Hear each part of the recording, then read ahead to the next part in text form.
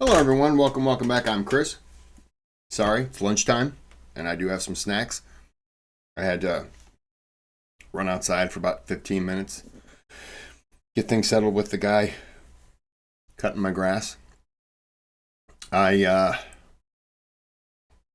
have a riding lawnmower that has just always needed to be fixed.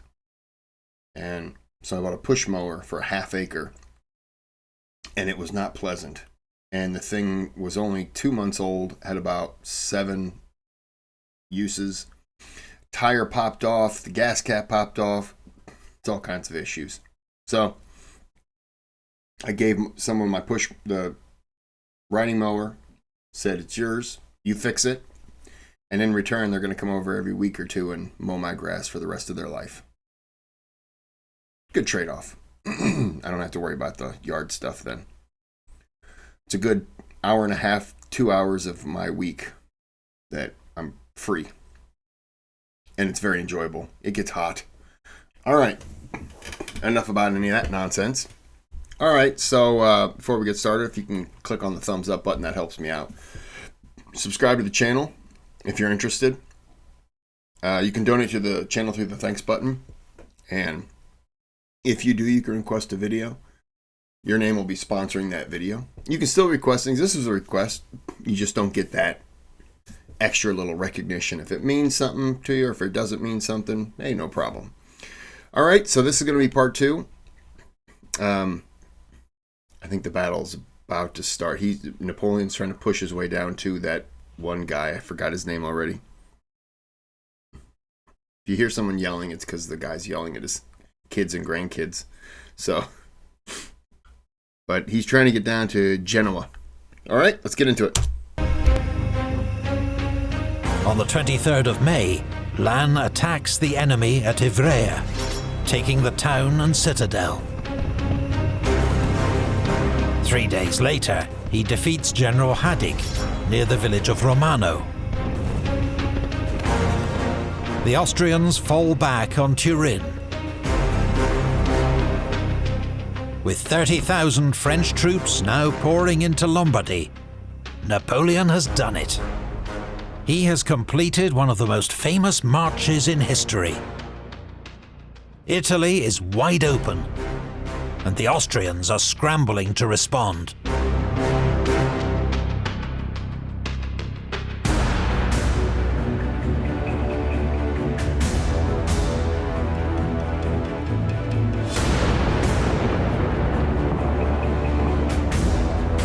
Melas quickly grasps the significance of Napoleon's maneuver. He immediately recalls Elsnitz's corps from the French frontier and sends his forces to guard the River Po crossings. He assumes the French will march to relieve Genoa. But despite the desperate plight of Massena and his starving garrison, Napoleon turns east towards Milan. General Vukasovic holds the city, but heavily outnumbered, he retreats towards Mantua.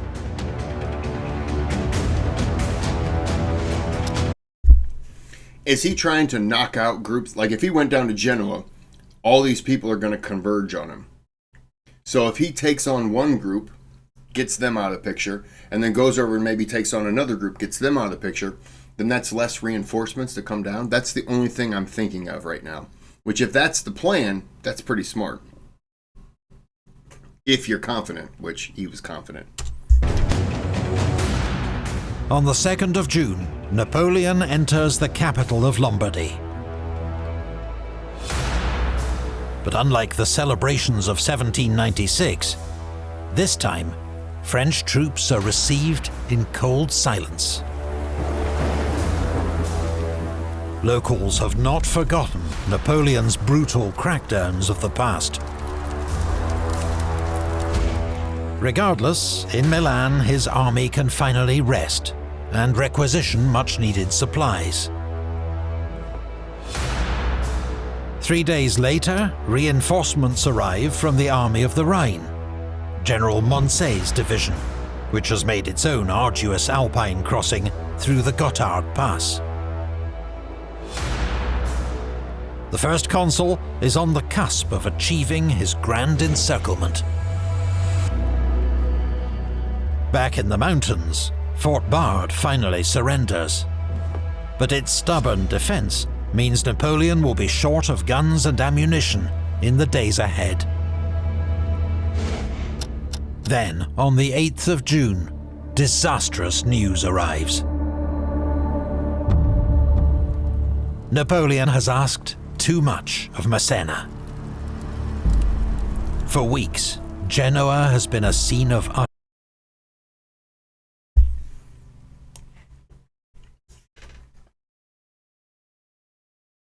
Sorry, I just wanted to pause it to brag that I can move my screen now, but also to read what it said. And when I do that, utter horror.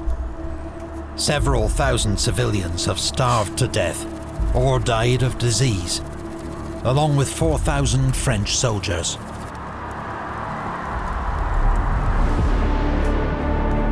General Massena, his own health broken, and furious at Napoleon's failure to relieve him, negotiates an honourable surrender, which will allow his surviving troops to return to France. The fall of Genoa frees Ott and 12,000 soldiers to march north to join Mélas. Napoleon is determined that the Austrians will not now slip past him and escape his trap. And so he divides his army to cover all possible routes east. For once, it is Napoleon's forces that are overextended. And it is Lannes's advance guard that will pay the price. With 7,000 men, Lannes has secured a bridgehead across the River Po, near Belgiojoso. On the 8th of June, he presses forward, intending to drive the enemy from the Stradella defile. But unknown to Lannes, he is on a collision course with General Ott's division, marching north from Genoa. He is about to stumble because Napoleon's people don't know about the surrender at Genoa yet, correct? I believe that's what it is. Into a battle, outnumbered 2-1.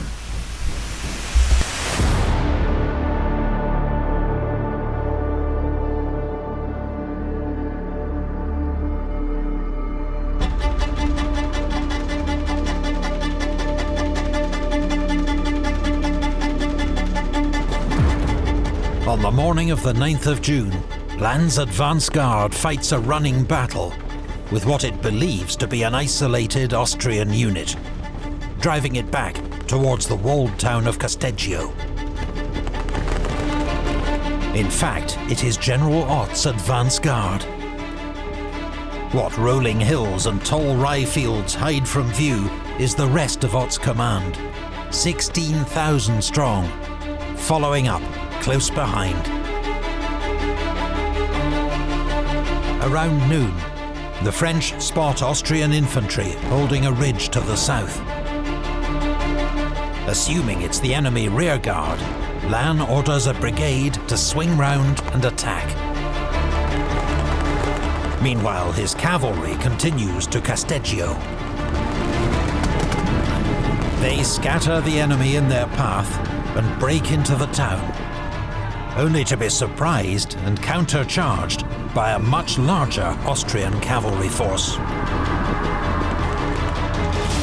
On the heights, the French make steady progress, until 4,000 Austrian reinforcements hove into view. Soon, Lannes's men are being pulverized by artillery fire. His force is hard-pressed everywhere, and still, enemy reinforcements continue to arrive. He's got to be thinking, where are they coming from? They're like just appearing like they were spawned out of a video game. He's like, what is happening now? How did all these people get free? It's perfect timing that the soldiers are arriving like they are in kind of waves, or attacking in waves like this.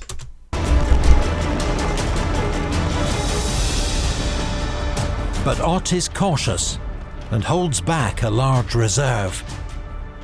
The broken ground leaves him unsure of enemy strength, and he has orders not to be drawn into a major battle. At 2 p.m, Lannes receives his own reinforcements, 6,000 men of General Victor's division. Lannes wastes no time. Victor's 43rd line renews the attack on the right. The Austrian line buckles, falling back to a small stream. The rest of Victor's men race towards Casteggio. Under a hail of cannon fire, their advance stalls. But the 6th Light Infantry is able to cross the Coppa River to the north. Around the same time, French infantry take Casa il Giardiana, splitting the Austrians in two. Fearing he will be outflanked, General Schellenberg, commanding the Austrian centre, orders a slow withdrawal. Seeing this, Lannes sends the 96th line forward to storm Casteggio. With his men tired and darkness falling, Ott orders a retreat to Voghera.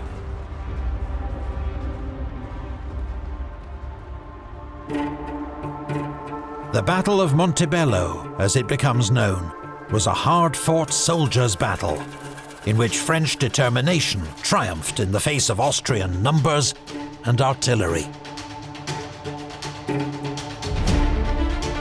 As Napoleon inspects the battlefield, he is greeted by an old friend, General Louis Desaix, who has escaped from Egypt during a temporary armistice. Just a year older than Napoleon, Desaix is another of France's brilliant young generals, who will play a crucial role in the days ahead. He is immediately given command of 2 divisions. Montebello is a glorious victory for Lannes. Napoleon will one day reward him with the title Duke of Montebello. But the larger picture is unchanged. Napoleon still desperately seeks his decisive battle, the victory that may end the war with Austria, and will surely make his position as First Consul unassailable. But Napoleon allows fear of the Austrians' escape to dominate his thinking, and once more he divides his forces, just as Melas is ordering his forces to concentrate at Alessandria for battle. Napoleon has misjudged his opponent. He is headed towards a nasty surprise, a bloody battle that will cost him dear and threaten the future of the consulate. Napoleon needed a win in Italy. His last campaign, in Egypt, had been scuppered at the Battle of the Nile by the Royal Navy and a certain Rear Admiral Horatio Nelson. We've got a great new video on this decisive naval encounter featuring stunning original 3D graphics. And if you want to see it now, you can head over to prestige streaming service Nebula. There you can also watch our video on the Battle of Cape St. Vincent, with Trafalgar coming soon. And we're far from the only history creator on Nebula. If you enjoy our videos... Okay, so this one wasn't quite as long. I always forget that they do their ads at the end of the video, don't they? I could have done this in one video. But I don't want to skip ahead and check, because knowing my luck, I'll find something that I don't want to see. Munich. My mother was born there. My father was born in London. Is it around here? I don't remember. Anyways, hope you enjoyed that. Epic History TV. Good channel.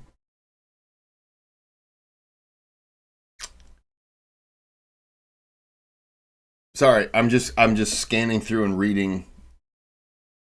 I'm just reading what's on the screen. For a split second, I was like, yeah, no one cares what you're reading. All right, so I'm going to end this video here. I could have done this in one, realized it now, but I'll make sure I check ahead next time. I'll forget next time, let's be honest. Hope you enjoyed the video, and until next time, have a good day, have a good night.